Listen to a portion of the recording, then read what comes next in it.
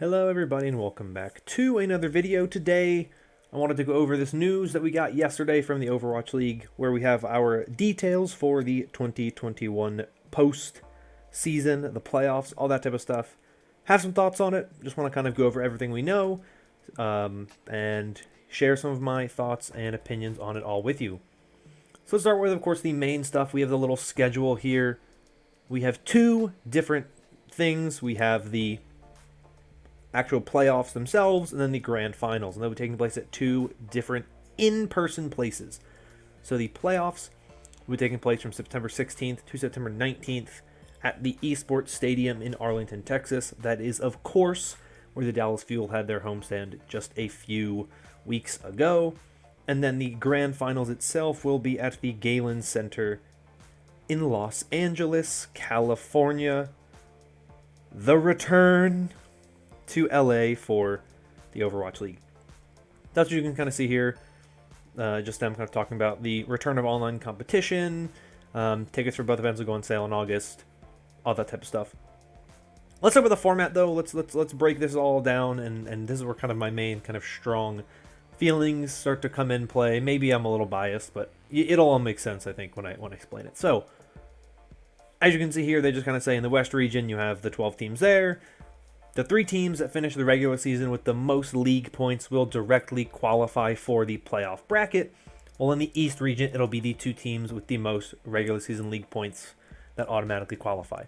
So, if we just jump over the standings real quick, as of right now, that would be the Dallas Fuel, the San Francisco Shock, and the Houston Outlaws from the Western region. And in the Eastern region, that would be the Shanghai Dragons and the Seoul Dynasty.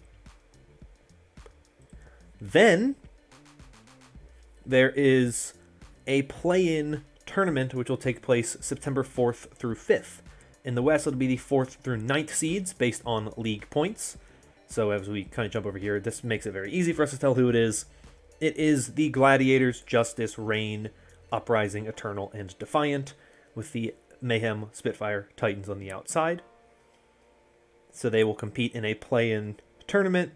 So as the way it will work is the first round will be the four lower seeds. So the 6th seed will get to pick between the 8 and the 9, and then the 7 seed playing the remaining team.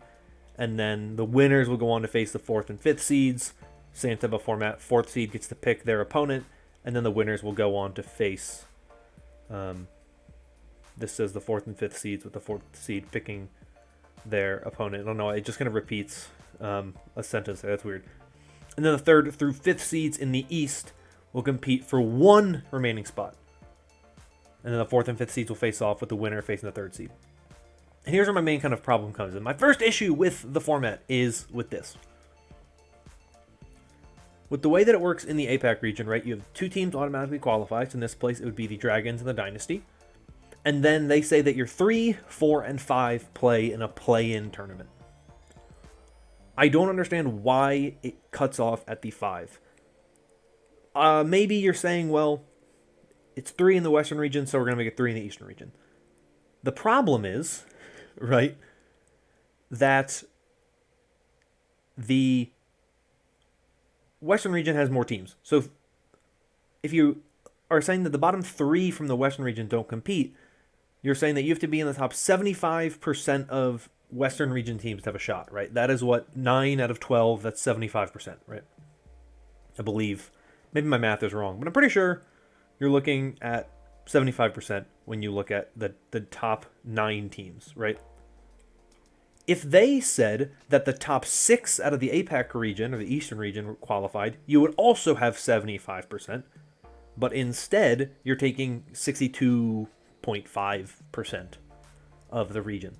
So it's not equal, and I think it just doesn't make sense to only qualify teams 3, 4, and 5 when you can just have an easier to understand format if you do 3, 4, 5, and 6, and you'd then have top 75% of the West, top 75% of the East. It's the same percentages. It just, in my opinion, makes more sense and works better. I don't know. Maybe I'm just huffing the New York copium, and I'm upset that basically New York season is over, because I don't think there's any way they make up 2 points unless they make a tournament and just absolutely somehow crush. It's very unlikely that happens. So I just think that format is kind of weird. And I think it'd just be better to have the 3 play the 6, 4 play the 5, and then the winners of that play each other. Because you're not losing any games, but you're giving one extra team a shot at playoffs, which I think is just a better option. And I think that the percentage should be equal between the regions. But that is just me. But once all the 8 teams are finalized, they will be seeded into the double elimination playoff bracket based on their overall league points earned and placement within their region, with a sequence of tiebreakers applied if necessary. Higher seeds in each region will enjoy significant advantages, including buys, choice of opponent for the first round of the playoff bracket, and opening map selection. So this, of course, is the stuff after the play-in tournaments. Will be this stuff in in Dallas, and then the grand finals, the double elimination. I can't talk tonight. The double elimination playoff bracket will produce 2 teams who will travel to LA to compete in the grand finals at Galen Center. The 2021 champion will take home a $1.5 million prize. Look at that. And the championship trophy and the runner-up gets $700,000. Which is still pretty good money. There you go. You can see all the money. Just for making the playoffs, you get some cash. So that's always nice to see.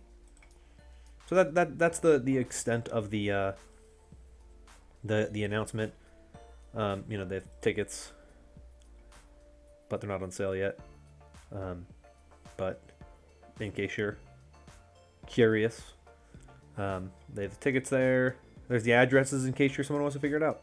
To my knowledge, this is where the USC basketball team plays. So that's the information for that one. And then you got the brackets if you want to check out the bracket.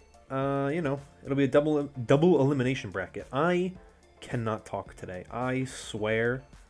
Normally, this isn't a problem, but for whatever reason tonight, I'm just struggling. So overall, I'm a big fan of this format. I've seen definitely a lot of people having questions.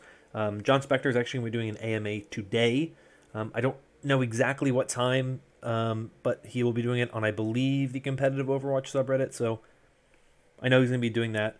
I've seen a lot of questions. The big one I've been seeing is people talking about visas, right? How are they going to get visas for a lot of these players? We've seen players like Pine struggle. Obviously, he's still not with the Dallas Fuel. There's a player for the New York Subliners in the Call of Duty League. I feel bad. I don't remember his name, and I feel really embarrassed because I feel like I should know his name because I am a New York fan, so I should know his name. But I heard people talking about him, that he's been having trouble, or he had trouble for a while, trying to get from Canada to here. So there were a lot of questions about the visas.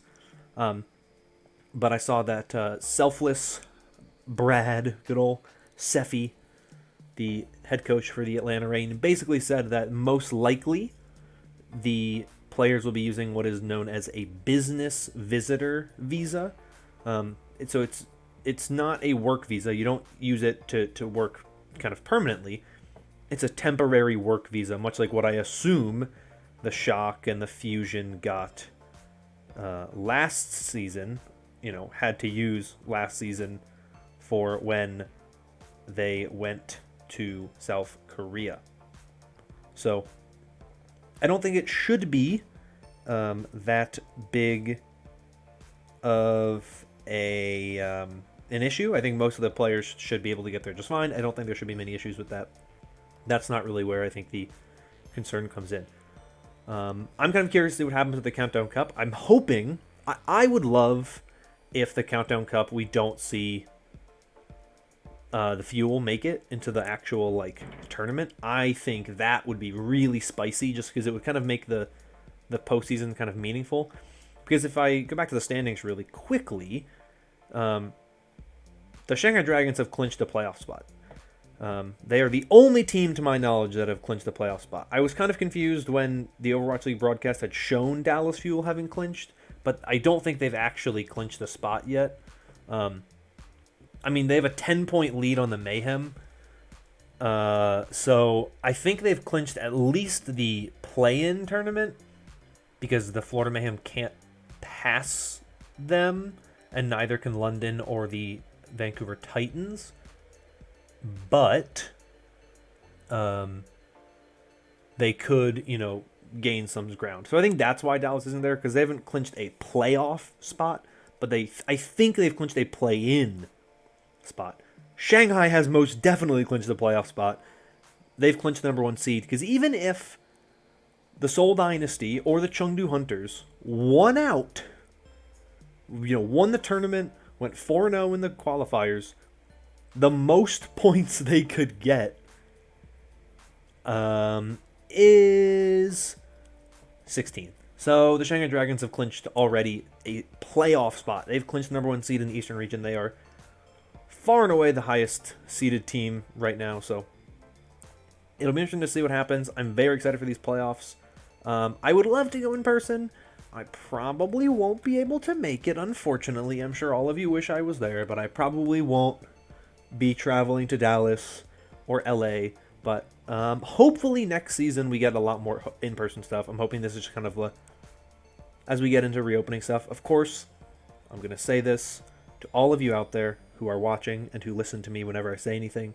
If you are planning on going to either the grand finals or the playoffs, you know, however many games you plan on going to, whatever it is, please, please, please be safe. I say at the end of my video, stay safe, stay healthy, wear a mask, especially if you're not vaccinated. If you're not vaccinated, I'd consider not going to these events. If you are vaccinated, still wear a mask. Be safe, please. All right. I want these live events. I really do. I think they are fantastic, and I think they make the game so much better. The Dallas Steel homestand was amazing, and seeing the fans in Hangzhou and Shanghai was amazing. But the bottom line is we only get these types of events if people are safe, if people follow rules and protocols. So please, please, please don't put others in danger, and don't put yourself in danger. Mask up and respect the decisions that other people have, that they may want to be wearing a mask. Maybe if you don't want to wear one, respect that fact that the best thing we can do is wear masks. There are still a lot of people out there who are not ready for stuff to reopen. And just because things are getting lifted doesn't mean we can just kind of ignore all that's going on. That's my little spiel. You know, that's all I want to say about it. But definitely mask up. And if you're going to go, have a good time, because I think it'll be a really fun time. Can't wait to see people in the crowd again, but that is just me. So, I want to thank you all for watching this video. If you enjoyed and want more like it in the future, consider liking and subscribing. You know what? Hit that bell too, because notifications, then so you know when I upload, even though I usually upload at the same time every single day that I upload, so it shouldn't be that difficult for you to follow my schedule. But just in case you aren't following my schedule and you don't know what my schedule is, then hit that dang bell, and every time I upload, you'll know when it goes up. But that's it for me. Thank you all once again. Hope you're all staying safe and staying healthy. And until next time, bye-bye.